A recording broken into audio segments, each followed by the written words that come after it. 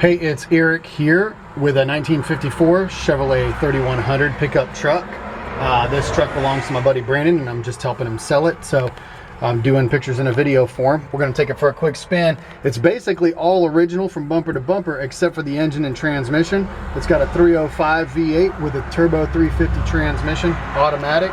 Other than that, basically original. Touch the key and she fires right up. Brandon put new gauges in it and they all function. Right now, for some reason, we just turned it on. The fuel gauge is not functional. Just need to check the wire on that because it was working earlier.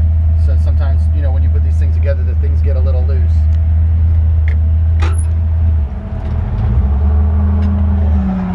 Good chance that this truck was originally an automatic, which would have made it pretty rare because it's actually got an automatic shifter in it.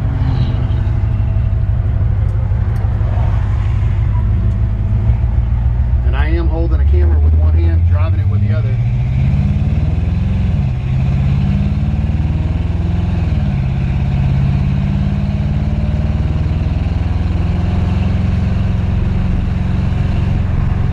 Now, I said the speedometer's working, but it's registering a little bit high.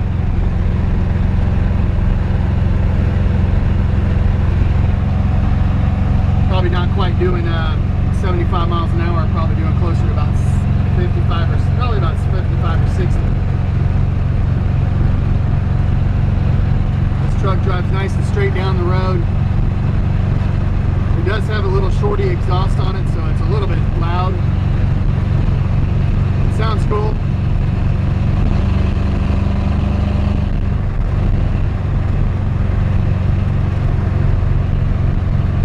Real easy to drive, steers nice and straight.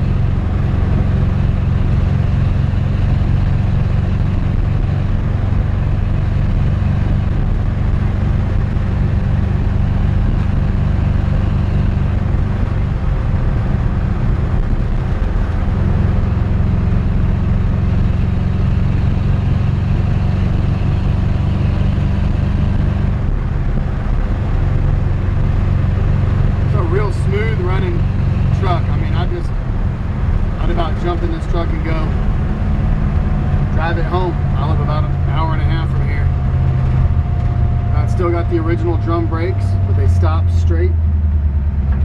They stop good. No problem slowing down and stopping. This is actually the first time I've driven this truck, so.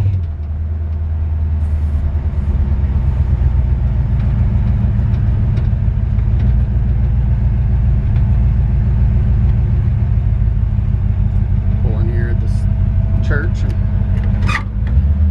little squeaky there on that.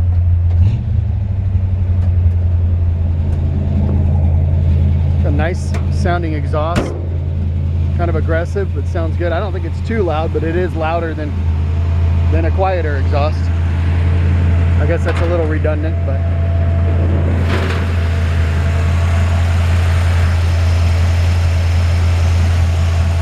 idle seems a little high, and we could probably adjust that down, but it might still be warming up too.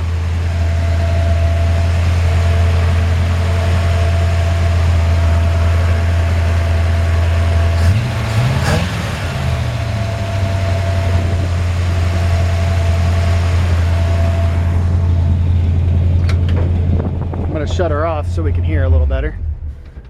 Grab my phone out of here.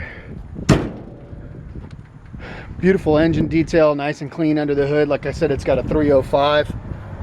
I mean, it just runs with lots of power. I think I was just doing about 60 pretty consistently down the road. I'd say that's nice and smooth. I probably wouldn't push it up more than about 65 personally without changing out the rear end. But just for cruising around town or taking a short trip on the highway, I wouldn't call this a freeway truck personally for me. But that doesn't mean that you wouldn't want to get it. I see these old guys on the freeway all the time, you know, on the right-hand lane driving 60 miles an hour in their Model A's. So, but I think the truck will do 65, maybe 70. It's got a phenomenal patina to it. Brand new front and rear bumpers. The front grille is original, or if it was ever replaced. It's got some pitting now right there. But it really just goes along with the patina of the truck. It has been lowered a little bit. So it sits a little bit lower than factory height, but it's not a low rider by any means. You can see obviously that it sits nice up off the ground and you can still slide up underneath it. without needing to put it on a jacks or anything. I thought about selling my, I got a 70 Mustang convertible, and I thought about selling it. I'm gonna sell it anyways, but I thought about selling it to buy this truck. I'm in love with this patina. It's one of my favorite kinds of patina. It reminds me of trucks that they used to keep trucks parked at Old Navy, you know, inside the Old Navy shopping center, and they have patina just like this, and then of course they pile the t-shirts up around it and blue jeans on it and stuff like that. Kind of what it reminds me of. Windshield wipers do work. We're going to put a different set of blades on it right now when you turn them on. I'm not even going to do it as a tester, but I just tested them a minute ago. When the blade's a little long and it's catching at the top. So it is on the old vacuum system. They do work with the new blades on there. They'll be fine. The glass is in good shape. This has got new weather stripping. All the glass has been out of the truck. So all the glass is new. Window felts are new. If you look inside here, this is all new. All the weather stripping around the door is new here. It's got a beautiful interior. It's got a brand new carpet kit, brand new seat cover, all done real nice, brand new headliner. Not sure if that works or not. So it looks like that's not functional. The mirrors, the old original mirror, which is cool. Unmolested dash, which is really nice. I hate when I see people cut these and put a CD player in them. It happens, but the nice thing about this one is it's not been cut. That's our original old radio hole there. We'll go around to the other side, show you the rest of the interior. Doors seem to open and close nice, of course, with the new weather stripping. Keeps a nice seal on them. Again, you know, new weather stripping, new felts inside the windows on this side, new door handles, got the little rubber behind them, which is, you know, a nice little touch right there. Gauges with the rebuild kit on them. I'm pretty sure he can get that gas gauge working. He was saying it was working earlier and decided not to today. Can't say for sure about the gear in the transmission. If you'll look at the write-up, I'll make an adjustment. Sometimes I get back, Brandon watches the video and then says, hey Eric, I got that fixed. And so it may be fixable, it may be not. I'd just rather be honest about that. So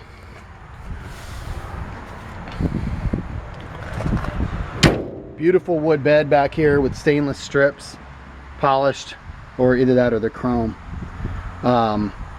Just real nice oak bed, just real pretty. And I just absolutely love this patina. Just to walk around real quick and double check so that you can see, get real close on it. You know, a lot of this is, some of this is bare metal. There's a couple of tiny spots. You know, all these old trucks had a little bit of filler in them. There might be a couple of spots of a little bit of filler, but I don't see any signs of any major Bondo. I think the value of this truck is the patina. So I would not personally try to think about this being a truck that I would want to bring up to the next level. Let's sand this thing down and paint it. I think you'd be ruining a awesome, you know, 60-year-old patinaed paint job of what you got right here. But that being said, overall the body's fairly straight, and if you really did want to finish it off and put a paint job on it, it would require a little bit of body work here and there. There's a little dent there. The bottoms of the doors look like they're in good shape. The weep holes are good down here. This cab corner's got the original weep hole there. Seems to be in pretty good shape. A little bit of filler right there, but not much.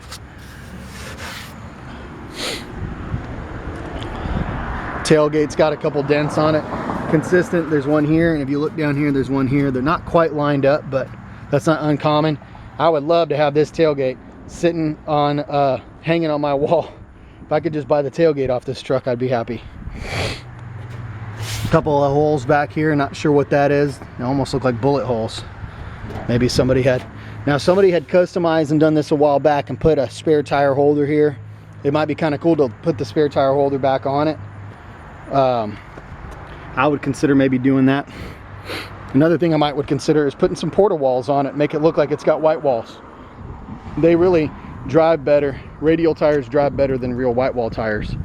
And the porta walls only cost about $100. It's a great way to add the look of a white wall tire without spending the money. Same thing on this side. The door looks good at the bottom. All these weep holes I can stick my finger in right here, which is a great sign. And even this back here, this cab corner, very, very minimal. I actually don't see any rust here. Let's look up underneath it real quick.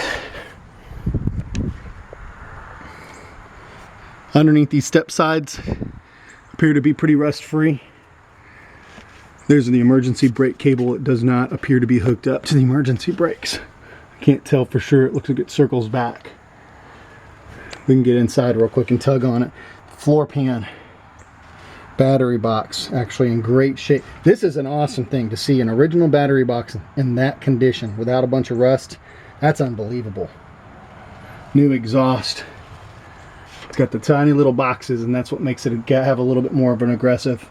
This is in incredible condition underneath. I'm saying these floor pans are original. They look awesome. Very, very solid truck. I'm gonna get way up under here and see even this inside of this cab corner is in great shape. Ugh.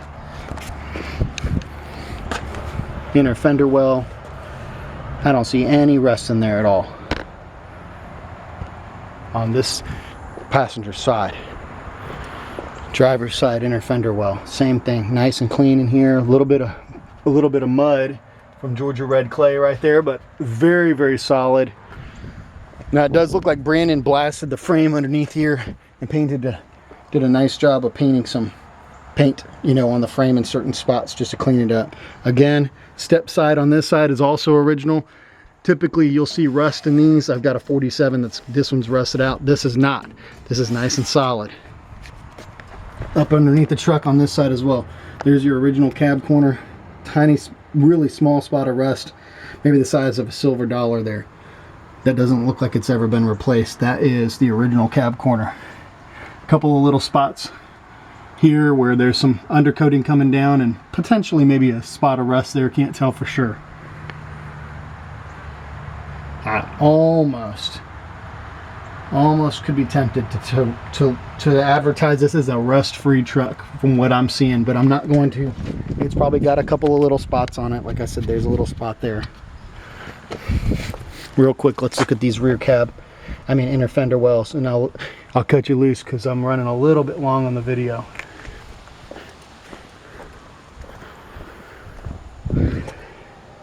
Man, this truck's incredible shape. The thing I love about too, the automatic, man, you jump in this thing and put it in drive and just go. You've got the look of an old truck, but the ease and the feel actually. One of the things I really love about these old trucks is I actually like the way they drive. Even with the original 6-cylinder and the 3-speed on the column, I like the intentionality of having to steer this thing. I like the intentionality of having to brake it. It makes you feel like, you know, you're not driving your brand new vehicle. It's a completely different experience. I like that. I like the nostalgia. I like the memories of riding my grandfather's truck. But that being said, I talk to a lot of guys, especially older guys, you know, maybe a motorcycle accident or something happened or just getting older, where you say, hey, look, I want everything about a truck to be original, except I would like to have that automatic. And that's this truck right here. So I feel like you get the best of both worlds. You just put this thing in drive, you push the gas, you go, push the brake, you stop. You don't have to shift gears. Man, just a really, really cool truck. I'm not lying when I say I really am tempted to want to buy this truck for myself, but just can't do it right now. So anyways, scoop this one up. Great truck. Take a look, give me a call. We're at PeachtreeClassicCars.com.